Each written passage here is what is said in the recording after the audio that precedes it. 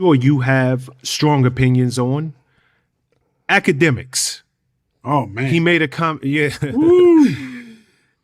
made a comment. You don't even have to say it. I absolutely know what you're talking about, and I'll say this to Akademiks: we all stand on the shoulders of giants. We all stand on the shoulders of people that has done it before us. You are not the first black man to sit behind a mic and interview people. Nor will you be the last black man. And after you, there's going to be somebody else. What you don't understand, Akademiks, is and something that it doesn't seem like you're opening up your mind to even receive these things, is the pioneers that kick the door down, that open the doors for you, whether it's football, baseball, basketball, science. It doesn't matter what it is. Philosophy, psychology. Those are never the ones that reap the benefits financially. It always takes generations later to reap the benefits. So when you make that comment about the forefathers of hip hop being dusty or whatever you call it, they never had an opportunity to make the money because first and foremost, hip hop wasn't about money. It was a culture. It was something that you just liked to be good at and you just wanted to be the best at. And you wanted to be better than anybody else. There were no endorsements. There was no Hollis to Hollywood. There was no Madison Avenue advertisers coming after hip hop artists. If you go back and look at some of the earlier hip hop videos, you see that these guys' sneakers didn't even match their outfits that they had on because they were wearing whatever sneakers that they really owned. There was no big endorsement deals. There was no Lollapalooza. There was no Coachella. There was none of that. It might be a little dusty club where you got paid $50 to perform. So how dare you disrespect the people that made it? They made it available to you to do what you do right now. I took that very, very personally. And you owe all of these guys an apology. Don't get so high up on your horse, bro. Somebody did it before you. And it's blind to even think that you're doing something that's so special that nobody did it before you. You don't see that in any other genre of music. You don't see that in sports. You see. Let me cut him off. Should I cut him off or let him speak fully? And then I can retort. Let me know. Because I hate to. Should I just let him talk? I can let him talk.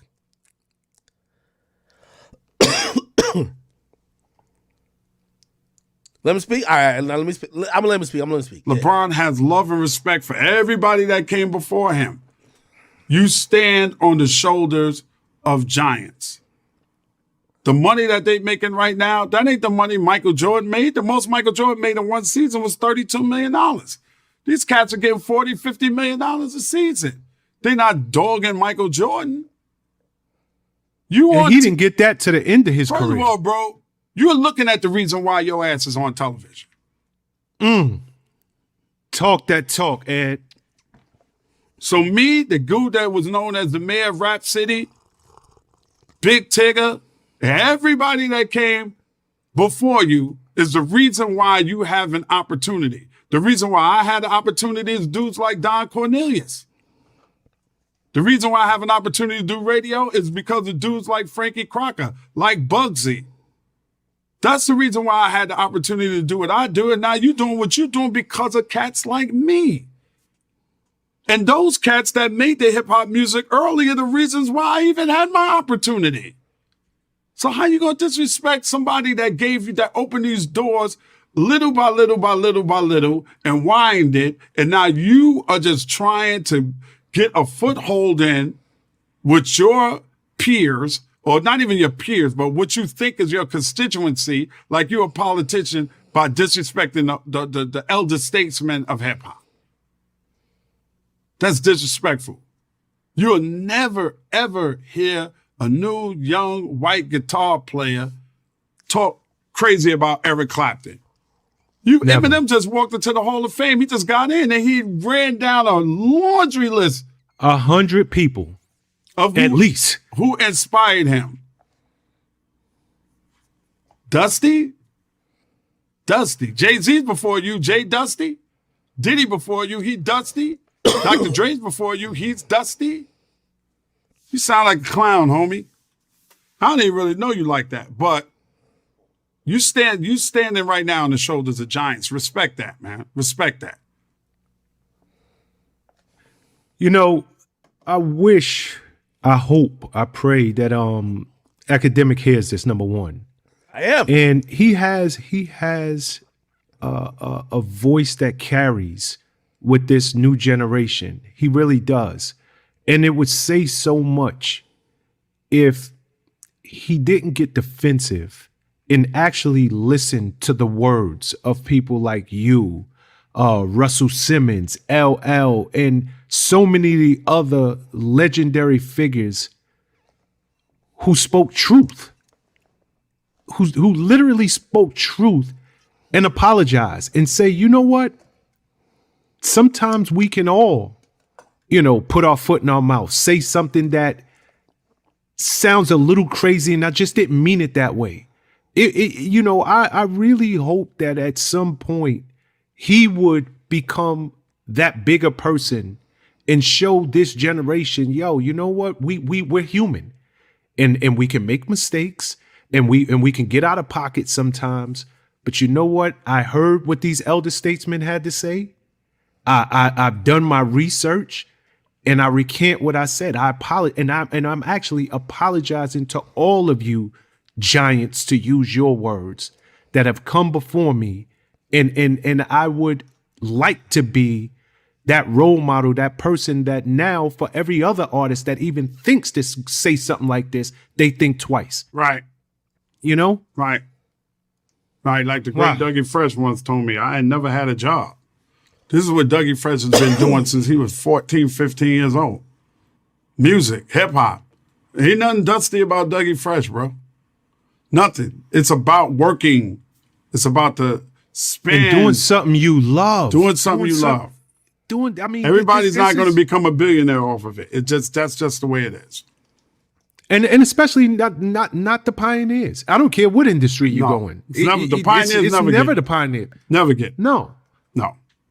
Jim Brown ain't getting the same money that they giving Aaron Rodgers. It just didn't happen. It wasn't meant to be. It wasn't that time. At that time, it didn't happen like that. So that's just the way it is. Don't blame us. Money. No, well, Dr. J didn't get the money that Oscar Robertson didn't get the money that Jordan got. No. All right. Okay. All right. It's a good clip. Vlad gave me a great warning, and also he asked, are you cool? There's a lot of people, he interviews a lot of people from a different era, and he said they will be speaking on you. I think he told me some guy, some name Spice something. He was like, yo, he's whatever. Are you cool? I'm like, yo, don't censor no one. Let people say what they want to say. Now, I'll say this, and I'll answer Ed Lover. I'm not going to react with just emotion and defensiveness, despite whatever. And yes, I have been drinking, but it doesn't matter. I do respect Ed Lover. Ed Lover was one of the people who were on radio that paved the way for a lot of broadcasters that came after him. And whether I particularly looked up to him, he paved the way in a lineage form. So I do think there is respect owed from me to him, of course. I guess in answering everything he's saying, and fortunately and unfortunately, I'm a part of this internet era. And let me tell you what the internet era is. The internet era is that I can sit from the comforts of my home and my voice could be broadcasted throughout the whole world. And I could say something, maybe in a drunken stupor or anything else, and everybody will respond. Or maybe I'll say something great and everybody loves it, or say something, and it's amazing. So the platforms I'm allowed now is amazing. I don't have to go to a radio station. I don't have to drive to New York every day. I just have to get in this room and turn on the stream. And I really appreciate it. In addressing what Ed Lover is saying, and I believe a lot of people have said, I agree almost wholeheartedly with a lot of what you're saying. I'm not disagreeing. Never said I disagreed. But you guys aren't tackling the point that I said, or you're not even attacking what I was saying. That's what I'm saying. I'm fortunate to be blessed that we live in this era because my voice could get to you, but I do know the downside of it is that you don't get the context. The context wasn't to shit on people like you. The context wasn't to shit on everybody who was from a different era, because you mentioned a lot of people who I actually respect. The context was not even to only, and I've realized the older folks have just latched onto that. He's dissing people came before him. It's never the case. And by the way, even when, even just taking my words verbatim, when I said pioneers, Jay-Z's not a hip hop pioneer, my nigga. Like, come on, like, no disrespect, but like, Jay-Z's a hip hop great, just not a pioneer. Again, I cleared this up on the Breakfast Club, but I was talking about one person in particular. And this is where, this is going to be my answer to, I'm not going to, like, he was, like, no matter what, he was respectful. I do believe Ed Lover was respectful in this. So my responses are going to be respectful too. I agree with what you're saying, but I wish that the same energy or the same ear that you guys heard that viral clip, you would hear everything else. And I've been clearing this up since the Breakfast Club interview. I said I wasn't dissing just people who came before me. I was speaking on people who did not pass on game. That's it. Older folks, and I don't care, that might apply to me in the future. When there's a new dude who's sitting in front of a mic or who's doing media or whatever the case is, if I don't pass on game, I'm the person I'm talking about. Those people, to me, ain't that respectable. Let me give the extra context. I was talking about an individual that was criticizing people like NBA Youngboy, who's 22 years of age, about some of his choices within the music business.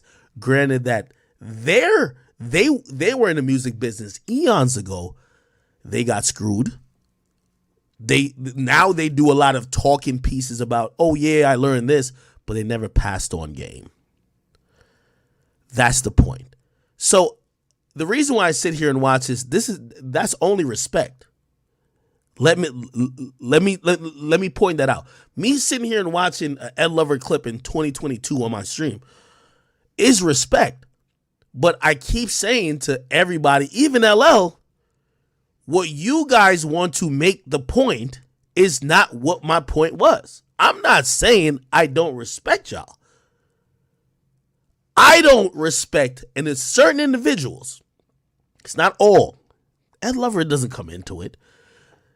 Again, it's so ironic because I told Charlemagne who it was. Like, it's one nigga I was talking about. One nigga. And he do look dusty. I'm going to keep it a bean with you. He do look dusty and he do look broke. Okay, I'm sorry. And I understand with at this point, I feel like that's lost. I feel like if I name the person, I was just going to do another, fire to it. But I'm glad that all of these people who came before me are spirited to answer to that viral clip, but the conversation isn't authentic because y'all only listen to the clip. You don't care about me. You just want something to react to. You're just moving off the internet. Because I've cleared up since then. Well, that's not, if Ed Lover would say, could we talk whether privately or not? Rather privately, but it's cool. We could do publicly. Okay, like, what exactly were you talking about? You have no context of what I was talking about. The only thing most of y'all are going on these shows to talk about is, there was some young nigga who called us dusty and broke, and if it wasn't for us, he wouldn't be getting money. That's not what I was saying.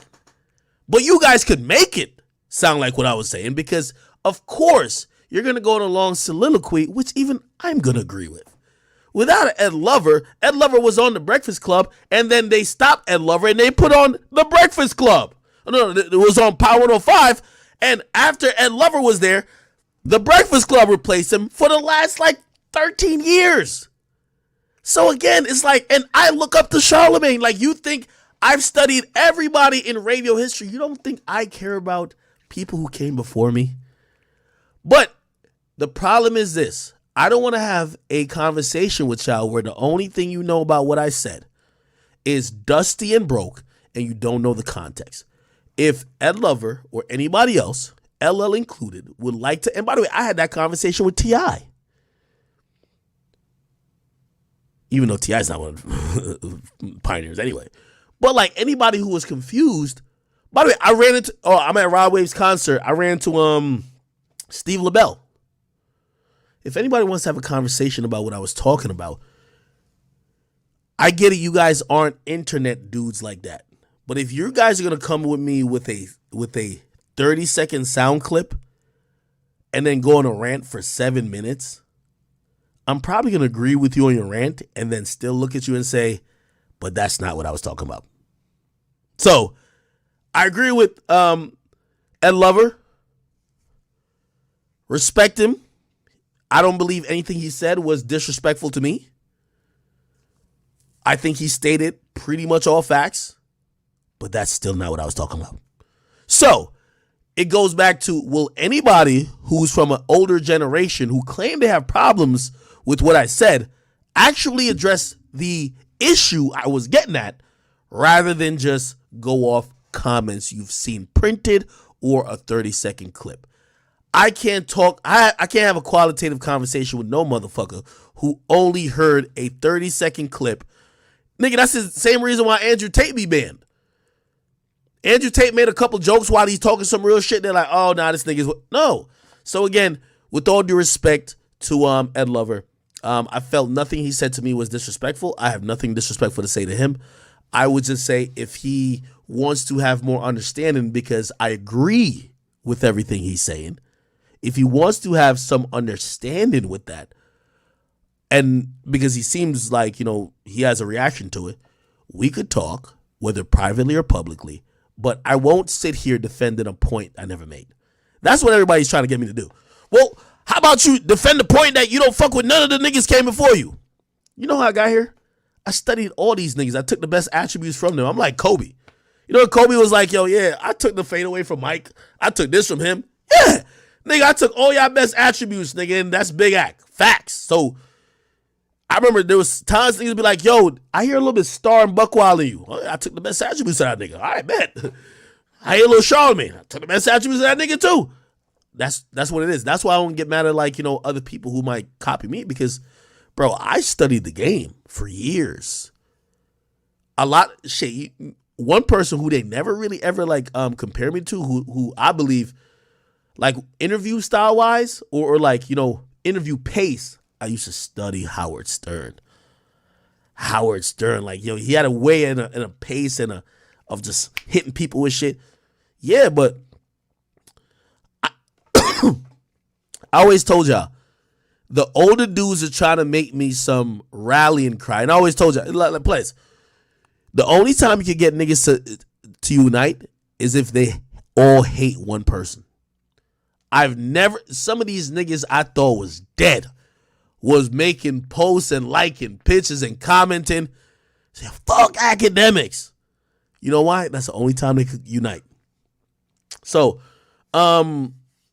this ain't my fight to fight, because I'm not gonna fight on a reason I don't believe in.